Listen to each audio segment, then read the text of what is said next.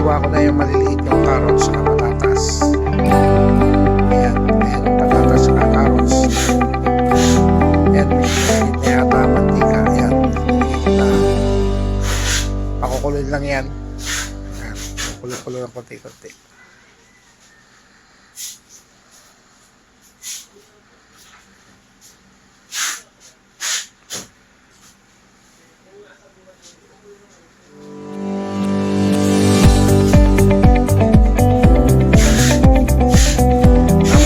Separate ko yan sa malinis na plato.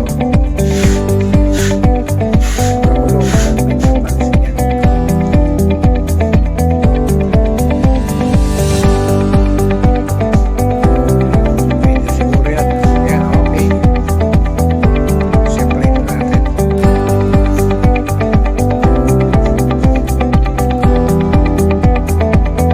Para hindi yan, yan piniplate yan, para hindi madurog pag sinama mo na siya sa paglareta natin mamaya. So maganda yan, buo pa yan. Ayan. Ngayon, yung tempa, ito ko ng pagkapos na patatas, marami ko din yung kawali. Siguro yung mantika marami. Lagyan ko ng margarine sa kunting mantika na pinagprituhan ko. Ayan. Magigisa tayo ng sibuyas, bawang at kamatis. Ayan. Sibuyas. Haluin na po.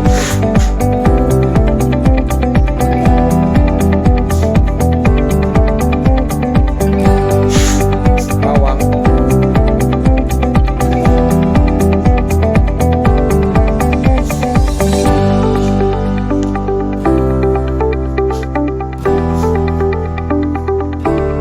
Meron na itong mga hinirong kamatis na maliit. Kamatis na hiniwa. Depende sa dami. Kung gusto nyo, pwede rin yun hindi lagay ng kamatis. Kung gusto nyo, kasi meron naman tayong tomato sauce na isasama dyan eh.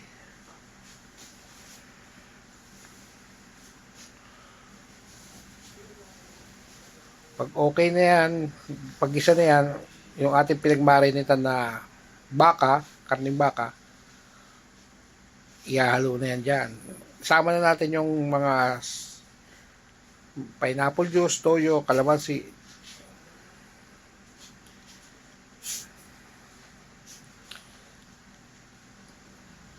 Pakuluin natin siya ng mga 30 minutes. Takpan, para madaling lumambot. Hindi mo natin lalagyan ng ano yan, ng tubig. Dahil yan ay kusa na siyang nagtutubig. Pagkulo niyan. Ang magpapalambot sa kanya ay sarili niyang katas ng karne. Ayan, takpan natin. Mga 30 minutes lang, pwede na yan. Pagkulo. Ayan, kumulo na siya. Ayan.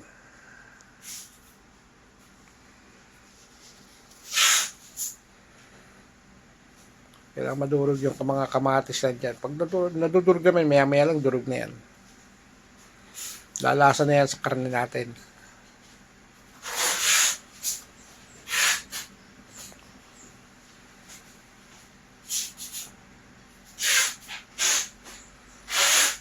Pili natin yung ano, ilagay yung reno, yung liver spread. Oops, nalaglag yung takip. Tatagalin natin yan, maya-maya lang.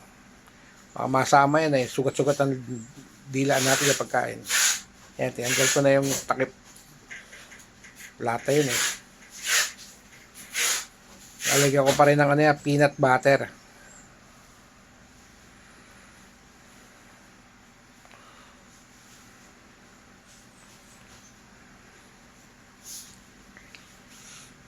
Yan, may peanut butter ako dito. Yan o.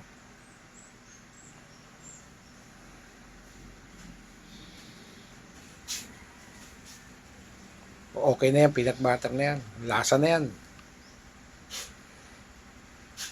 Halo-haloin lang para manuot sa karne at sabaw, sarsa.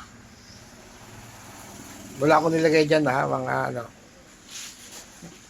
Wala akong nilagay dyan tubig. Kung saan na siya nagtubig, oh, kita nyo yan. Oh. Tatakpan ko yan muli. Siguro mga 20 minutes or 15 minutes na ano, pakuluan. Nalimutan ko yung pickles. Talaga ko nga pala pickles yan.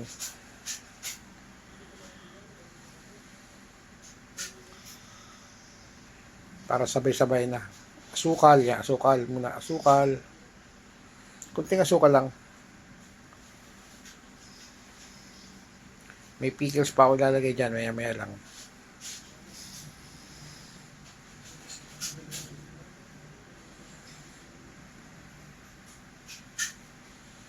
Tuloy-tuloy lang ang ano, apoy natin yan.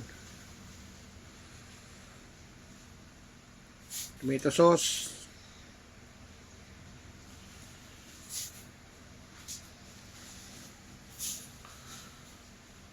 Tomato sauce yan.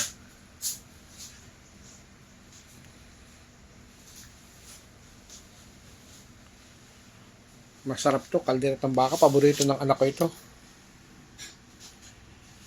Takpan muli natin. Yan, kumulo na muli. Yan yung pickles. Malit lang naman yan.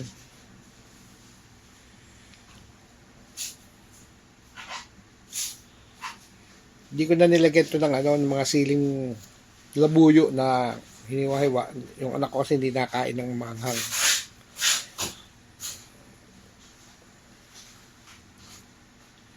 Yan, pakululit natin. Mamaya ilalagay ko na dyan ang patatas at carrots na pinarito ko kanina. Ihahalo ko na dyan. Ganda na ng kulay, oh. Takpan muli. Ito na. Kumulo na muli. Lagay na natin ang patatas at carrots.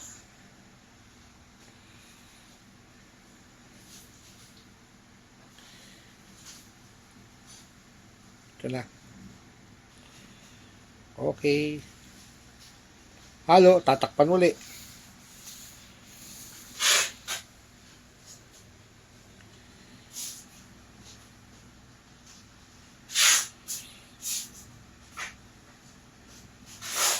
Malambot na yan, yung karne yan.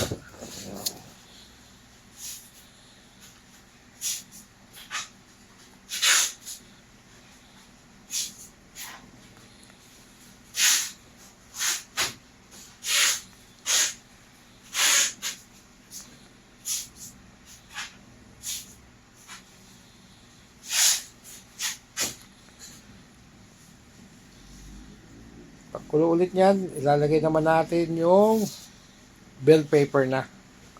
Kasi ano na, malapit ang maluto yan.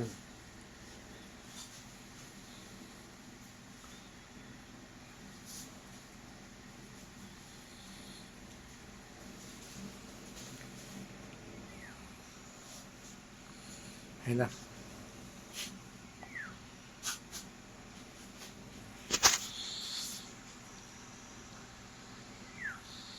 Ang bell pepper, halo, isang pula at isang green para magandang kulay.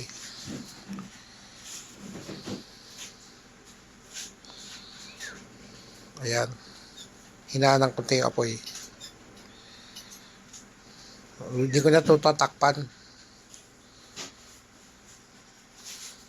Pakulo na natin siguro mga 5 to 10 minutes. Pwede na itong i-serve. Lasahan ko muna kung anong lasa. Yun, no? Very good ang lasa. Masarap. Okay, mga boss. Yan ang lutong dondon.